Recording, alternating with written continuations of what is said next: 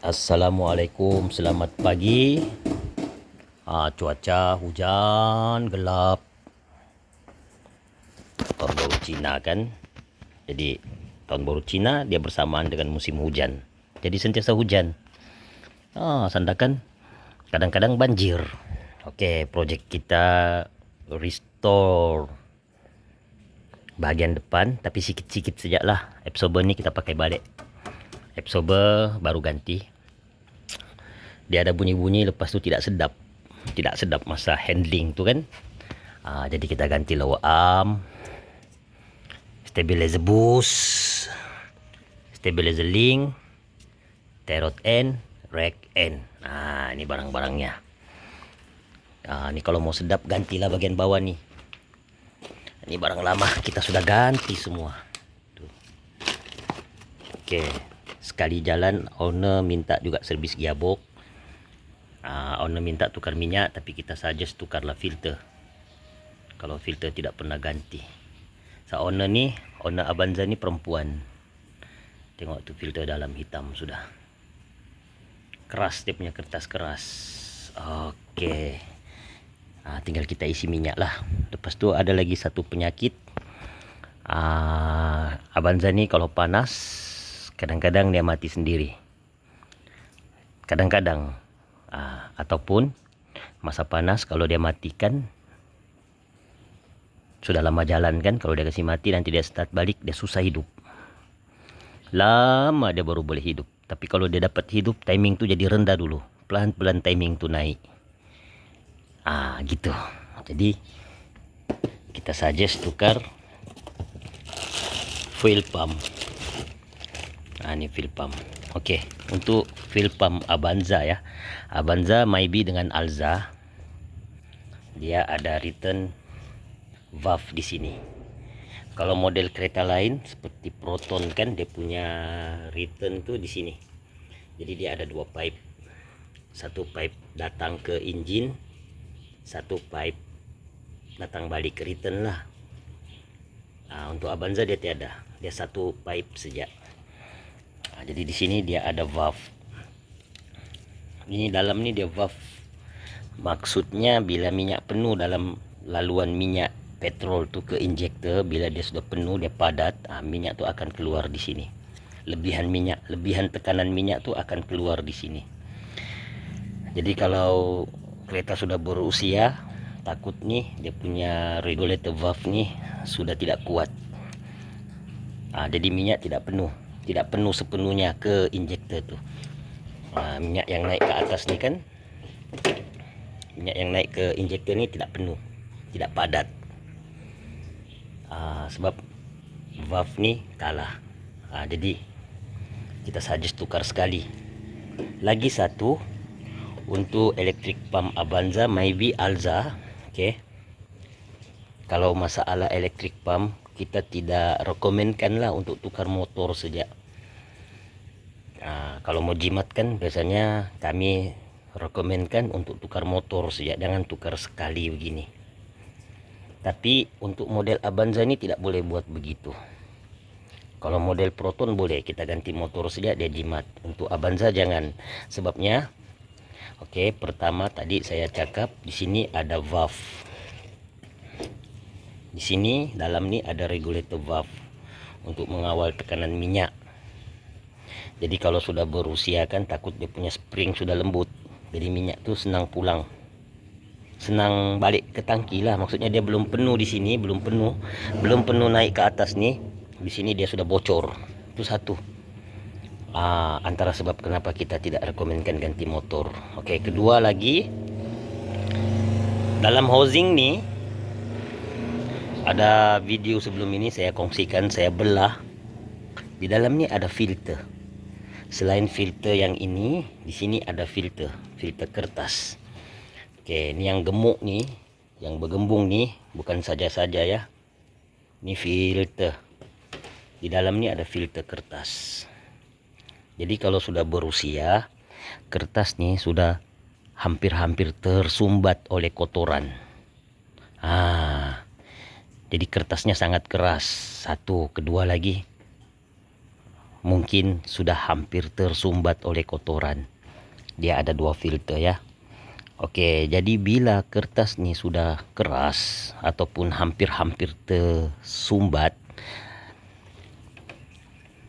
oke, electric pump ni akan bekerja lebih berat lah. Dia sedut minyak dari sini, dia mau tolak naik tu melalui pipe ni. Di sini ada o-ring, di sini pun ada o-ring. Dia ada 2 o-ring atas bawah. Oke, jadi bila kertas ni tersumbat, minyak yang naik tu, electric pump ni kuat, tekanannya sangat kuat. Oke, bila minyak naik di sini tidak lancar, minyak akan tumpah di celah-celah o-ring ni. Gitu. Sebab o-ring ni pun dia pandai expired juga. Sudah lama kan o-ring tu jadi keras, jadi pressure tu senang tembus. Apabila kertas ni sangat keras, pressure tu akan tembus di sini. Jadi minyak pun tidak padat naik ke injektor. Itu satu. Kalau dia dapat naik pun, dia tembus ni filter. Kalau regulator valve ni sudah bermasalah, sama juga, tidak juga dapat naik sepenuhnya ke injektor. Di sini dia tumpah. Tuh, jadi kita rekomendkan tukar sebiji ni. Tapi untuk Toyota Avanza lama, kalau mau tukar electric pump ni, sebiji tangki ni mesti turun ya. Ini tangkinya mesti turun, sebab dia tiada lubang. Kalau model lain tuh, model kereta yang sekarang ni yang terbaru sikit nih, dia ada lubang di bawah sini untuk kita keluarkan tuh tangki dari untuk kita keluarkan fuel pump tuh dari atas. Tapi model lama dia tiada. Jadi kita terpaksa turunkan tangki. Oke. Satu lagi masalah yang sudah lama owner hadapi, menurut cerita sampai dia buat restore, dia bukan general overhaul lah, engine ni dia kasih turun, kasih hilang tu leaking. Kalau tengok ni, gam ni masih putih lagi, sebab masalah engine leaking. Oke, jadi kita sudah buat investigation. Ini dia punya leaking. Leaking ni sangat kuat lah, memang mengalir lah di lantai. Tuh, kalau kita tengok tuh oil pan tuh kan, crankcase tuh gam masih baru tuh. Tapi tidak settle juga masalah, dia masih juga leaking. Kuat lah dia punya leaking nih, sampai boleh basah nih semua nih. Oke, jadi apa yang kita dapat kesan? Mula-mula saya target bahagian crank sensor ni lah. Mungkin dia punya o-ring sudah keras kan, tapi o-ringnya baru ganti juga. Sudah buka crankcase, dia gam. Lepas tu kabel timing chain pun dia buka, dia gam. Avanza ni kalau crankcase, kalau kita mau buka memang kena turun engine lah. Tuh, gearbox kita sudah servis bersih sudah. Oke, dia punya masalah. Ini terlepas pandang lah. Saya fokus bagian sini. Kenapa bagian sini? Terlebih dia punya basahan. Oke, perhatikan nih housing. Housing ini sudah berparet. Dia berparet. Patutnya housing nih dia rata. Dia berparet di sini. Oke, di dalam nih plate untuk timing. Di dalam nih plate timing tuh. Plate tuh akan berpusing. Dia akan berpusing ikut engine. Jadi bila dia berpusing, dia macam sprocket. Bila dia berpusing, renjisan minyak tuh akan sangat kuat lah di bahagian sini.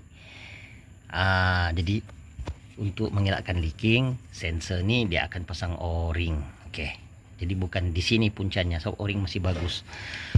Puncanya housing nih, itu dia sudah berlubang. Kalau nampak tuh dia sudah berlubang. Housing ni berlubang. Dia sudah mahakan. Punca jadi begini. Oke, punca jadi begini. Ini main puli baru. Tuh, Ini main puli baru ya. Sebelum ganti main puli ini, mungkin kemungkinan besar, tapi saya belum tanya owner lah. Tapi memang itulah dia punya punca. Sebelum ganti puli ini, dia mesti ada masalah getah. Getah ni sudah kembang ataupun sudah kering, sudah haus, jadi dia tidak grip.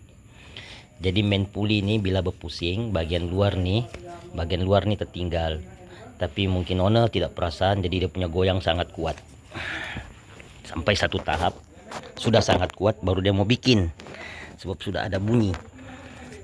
Jadi bila pusingan main puli ini sudah goyang, dia akan makan housing tadi yang saya tunjukkan tuh lubang. Tuh macam ada lubang jarum tuh. Puncanya inilah kalau kita pasang. Oke, kita pasang tuh puli.